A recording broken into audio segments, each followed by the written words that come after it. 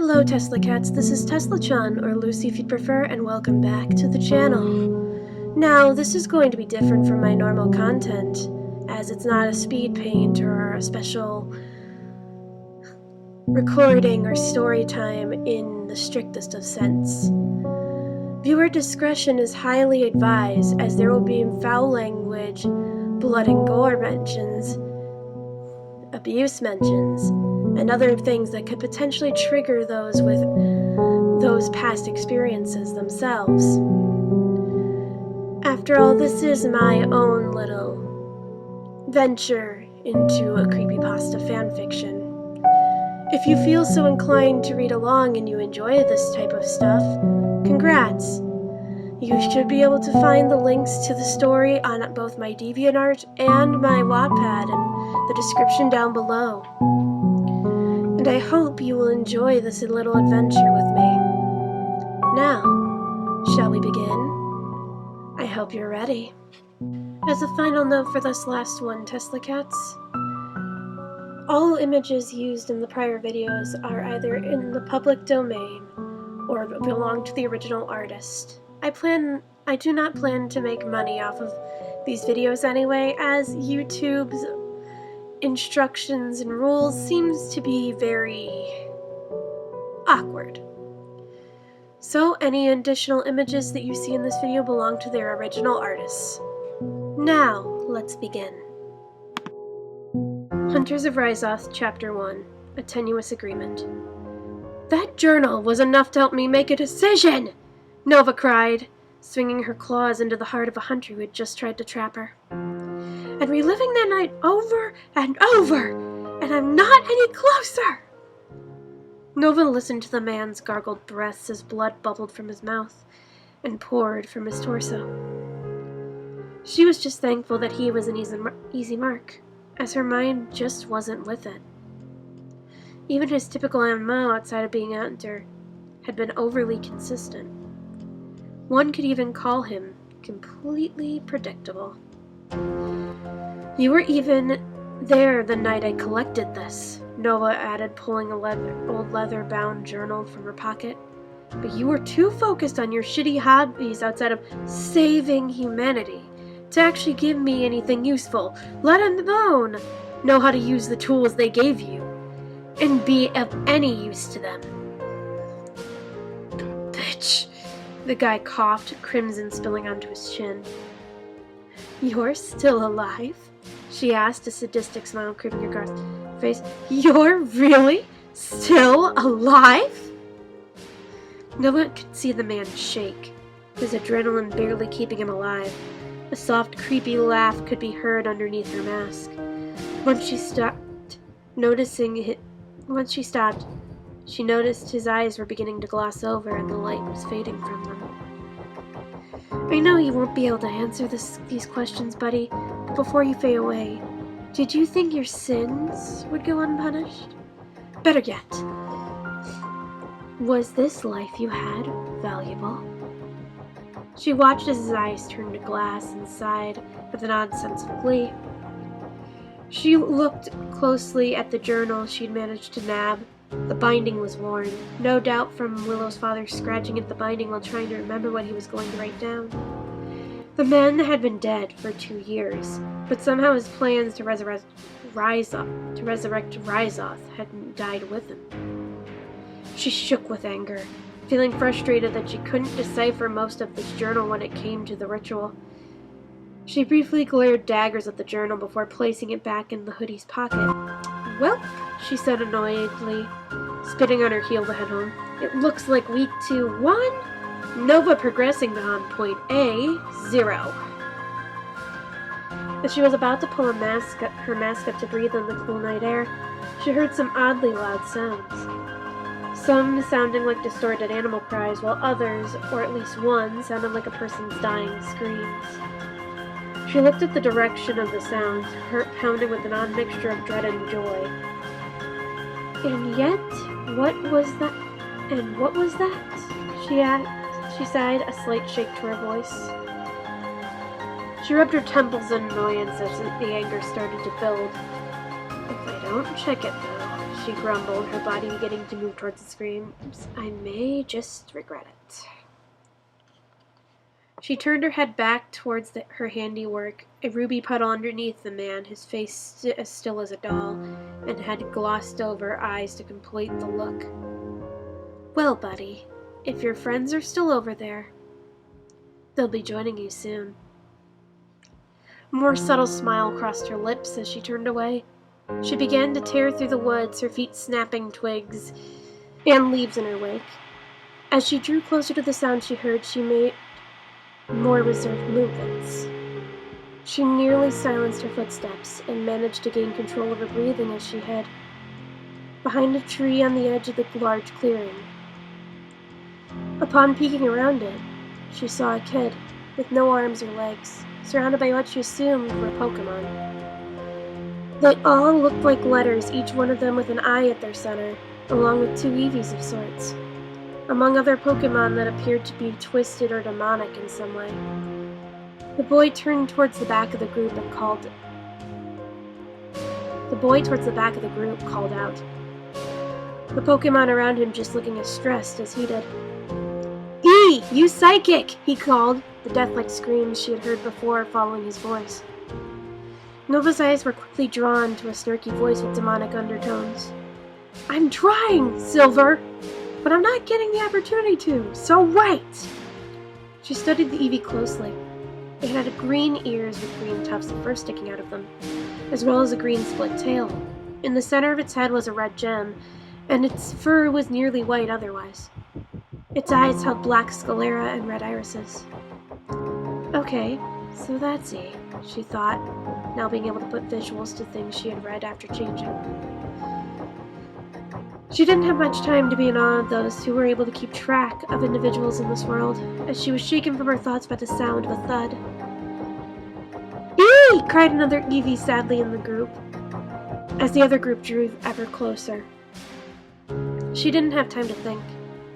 She could see the Pokepasta getting more and more bloodied. Even the unknowns were getting in on the fight, only to be pushed back by the demons and other serial killers on the other side. The idea that entered her mind was only loosely based. But instead of planning it all out, she just implemented it. "Oi!" she yelled so she could be heard. "Over here!" After those words left her mouth, everyone turned to her. She made claws that she had when killing the man who she had left behind. She studied the group of mind-controlled pastas as the other group had taken towards the area behind them. She couldn't quite see what was controlling them yet, as it was dark. Even the glow emanating from her claws wasn't giving her much to work with. She did notice the lack of expression from them until they started charging from her. Laughter exploded from Jess' mouth. Mask and Hoodie charged forward, among others she didn't have time to recognize. "Shit, shit, shit!" she muttered, pulling herself out of a daze, running back the way she came. As she took off, however, she didn't notice the boy coming back. "Why does that masked idiot matter anyway?" E growled. "Silver, we should just leave," said another more saddened but calmer voice. Silver turned his head back. His expression seemed to be almost exasperated. "I know we don't all get along out there," he retorted, turning his torso around to face the other 2 Eevees. "But I can't help it. She seemed like a new face. I don't know why she helped us, but if those guys kill her, the hunters might use that to their advantage. Besides, we wouldn't even have teamed up if this crap wasn't already going on." "You want to die or become a pawn, that's on you. Come on, Lonely," E argued, beginning to leave the 2 of them behind. "I can't." Loneliness finally spoke, having E only taken a couple steps away from them. E whipped back around, an angered look crossing his face. "Are you stupid too, Lonely?" E snarled at the 2 of them. The blood dripping from his face almost seemed to thicken. It was Loneliness's turn to snarl, looking like he did when he died on the end of his story. He jumped at the sudden change to the otherwise sad and yet normal-looking Eevee. I'm not stupid, Loneliness stomped towards him. I just don't want to abandon her. A few seconds of the group staring at each other. Silver and Loneliness followed the girl, while a few unknown and E stayed behind briefly. E tried to continue with his plan to leave, but found he couldn't anymore. He growled, looking at the few unknown who had stayed with him. Silver wanted you to stay with me, huh? E asked, only to get their typical cries as confirmation. E growled, agitated, but then barked an order to them. Lead me to your idiot trainer. Please. The unknown seemed to chime with a glee of sorts, leading the annoyed Eevee in the direction of the others. Meanwhile, a ways away from the Pokepastas, Nova was still running. She had gone a bit past the area where she had killed one of the hunters. Her heart pounded in her chest as she broke into the clearing. She skidded to a halt. Okay, she said, taking a quick look at the clearing. This should be far enough. She turned around, taking deep breaths, trying to regain some level of focus so she could fight back. As she did, a couple of steps back. As she did, she took a couple of steps back, just to give herself some room to react. The mind-controlled group attacked her from every angle. Their movements were methodical, almost like their natural instincts were limited. Nova had long since planned not to kill any of them, thus her claws weren't visible anymore. She was keeping the plasma she could produce close, while she was fighting, though she could see the method being used on the captured pastas. There were collars on each of their necks, each with a different symbol in the middle. She figured this was to distinguish who had control over who. When she felt the circle of them closing in on her, she landed a harsh kick to the pasta in front of her. It was Jeff. At least this time it was. His non-blinking eyes seemed to fill with rage, but he just stood up in the same methodical way as he and the others were fighting. Figuring she had bought enough time, knowing full well she wasn't going to escape this alive if she fought fair, she resolved to fake death, even though a part of her wanted to rip them apart. Her agreement with her father rang in her mind. It was the one thing keeping her from putting them out of their misery. Okay, she muttered, pretending to feel weak and tired from the fight already. She took a few hits, begrudgingly, while planning her demise carefully. She would punch back, block blows, and seeming to orchestrate the battle so when they killed her, it wouldn't result in her actual death. It was then when she decided that she would let Jeff stab her. It made the most sense as she had been careful to block most lethal punches and kicks. Hoodie hadn't even pulled out his gun once, like normal.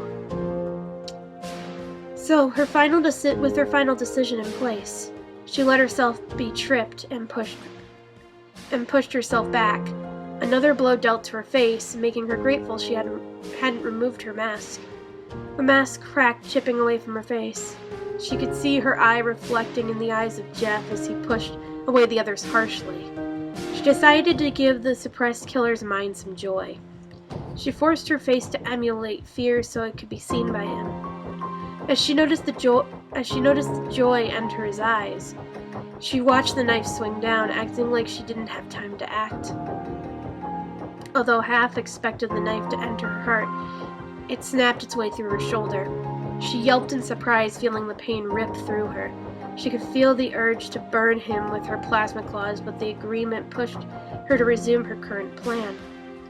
He yanked the knife from her shoulder and another burst of pain filled her body, causing her to groan. Jeff repeatedly missed deadly blows, probably from whoever had mind control over him. When she noticed he had dealt enough damage for her death to be convincing, not that the first blow couldn't have killed her. She allowed the blood to flow from her mouth and began to stop breathing altogether. She made her heart slow to a stop. She could feel her body surrounded by the same natural cool that she always felt at home. She could hear Jeff laugh loudly, but it stopped when he was told to leave by the others. While they were focused on her, she used a small amount of power and focused on it. She could see the area within a mile-wide radius. While she was doing this, she couldn't help but think, hurry up and leave, you effing idiots! While she watched them from the view of the stars, Jeff looked back a couple of times, his mind swimming in rage over the fact that he wasn't able to act on his own free will. There were a few times where those hunters' control over them would briefly slip, allowing them to lie or do something of their own volition. It wasn't enough for him, but the more he fought, the more pain he felt. He even saw her start to stir a little when the group started to leave. He knew they were returning to the hunters to lead them back to her body. He took a breath, planning to lie about killing her anyway, while hoping she would be gone by the time they got back. When they had left, loneliness had run towards what seemed to be Nova's lifeless body. "No!" Loneliness cried, beginning to get depressed. Silver barely caught up with half his unknown surrounding him. His eyes widened, seeing Loneliness nudging her arm. "Lonely, she's gone," Silver said, understanding Loneliness's sadness. He created shadowy phantom limbs and used them to kneel down to Loneliness's level. He stroked the sad Eevee, feeling a bit sad too. As E caught up, he saw the scene but bit his tongue. He could tease them, but he knew that they had wanted to help her if they could. "You were right," Silver said numbly. "Are you happy now?" He stalked over, his tail swishing in annoyance. "No, because I came out here so you guys wouldn't die, and now you may as well be." Silver gave a slight smile to E, and so did Lonely. As Silver got up, getting ready to leave, E let out a growl. "What's wrong?" Loneliness asked, trying to keep the two of them from fighting. "Look for yourself," he growled, getting Silver and Lonely to turn around. When they did, they saw the girl had sat up, her mask was now off of her face, and she was trying to stand. Silver stood offensively with his phantom limbs, and with his unknown surrounding him. E and Loneliness stood in front of them, haunches raised. When Nova finally raised her head, her mouth was still surrounded by her own blood, but her injuries were seeming to disappear with foggy beams of silver. She stared at the group, her eyes widening as she realized she hadn't just been seeing things. "What are you guys doing here?" she asked, thoroughly confusing them. "You should have left. I was buying you time to get out of there." He was the one to break the brief staring contest, as Nova's black hole eyes gave off their ember-like glow. "Why would you help any of us?" he almost snarled. Aren't you supposed to be dead?" Silver would have scolded him, were he not in shock. Nova's eyes twitched as she looked like she wanted to facepalm. Loneliness walked over to sniff her. E tried to stop him, but Lonely finally spoke. "We're sorry. We just wanted to understand and try to help you." E and Silver expected the worst and were already getting ready to avenge him. However, Nova pet him and sighed before replying. "Hunters were controlling them. I just wanted to help. Those idiots are trying to revive something they shouldn't, and I know they would have killed you." The group started to form questions for her. However, they heard the group coming back. "Shit!" Nova muttered before scooping up Loneliness in one arm and grabbing Silver's phantom arms with the opposite hand. E trailed behind them, with Silver finally finding his voice in the middle of the situation. "Where are we going?" "My place. It's not far. Plus, it looks pretty inconspicuous to most," Nova answered bluntly, her gaze staying firmly in front of her. She could tell that she might have a few questions coming her way, but it wasn't like she couldn't while helping them lay low. After hitting the main trail leading back to her house, it was just a quick sprint to her front door. She let go of Silver a little before the front door steps to her house. She pulled out her keys, unlocking the door quickly and ushering E and Silver inside. She gently sent Loveliness down before closing the door and locking it. She left the lights off and led the group to the back of the house. They all stayed unnervingly silent for a long time while the hunters searched the area around the house. While they searched the area, all parties involved felt a tension that they didn't normally feel. As the hunters started to fight about what to do next and then eventually left, all of them could feel the tension fade. "So those guys have been absconding with other pastas," E said, breaking the silence. "But what are they getting out of it, and how do you know so much about their plans?" Everyone turned to Nova. She just sighed. "It'll be easier if I just start from the beginning. Hopefully I answer all your questions that way." They all nodded and listened carefully as she explained her story and what her father had told her 2 weeks ago. "Okay," Silver said, sighing. "So you're what's called an Aster, and your job is to keep balance like an angel. And your father, who was part of what drove you crazy, came to you and told you all this stuff." "That's the gist of it, yeah," Nova said, almost laughing. E then added, "And so now you have to be an emissary and try to stop hunters before they take all of us, or stop them from summoning Ryzoth the demon." I'm assuming preferably both," Loneliness added. Nova nodded. The three of them plus the unknowns seemed to feel the weight on Nova's shoulders. They briefly excused themselves to discuss their next steps, leaving Lona to lose herself in thought. "So what are we thinking?" Silver asked his unknowns at E and Loneliness. "This actually sounds like it's pretty important," Loneliness started off. E sighed, sounding a bit annoyed. "She's not going to get very far, and none of us want to die." "But we can't be the only ones helping her either," Silver said calmly. "If we are planning on helping her." The unknowns gave a cry in agreement. "That said," E said, sounding a bit annoyed by this prospect, "how do we help outside of the obvious fighting?" "Getting in contact with operators is difficult at best and dangerous at worst," Loneliness said. "We'd be better off getting her into contact with people who are connected to it." "Regardless," Silver said, now feeling a bit annoyed himself, "we can all agree we're going to be in this for the long haul." They were all still talking for a long time before they came back to tell her they were in. And that is all she wrote. Literally, at least for now. I'm coming in here at the end again to tell you Tesla Cats that this story is still a work in progress, so this is not the end of the series. However, I am struggling a bit with how to continue. Not entirely, of course, but a bit. I'm going to be taking a minor break before continuing writing the story myself and posting the next episode again. However, I hope you'll come around and stick around to see what happens next. If you have any suggestions for me for yourselves, please leave them in the comments down below or in the comment section of my DeviantArt writings or Wattpad story.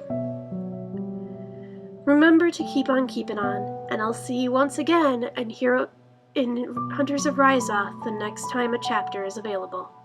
Goodbye.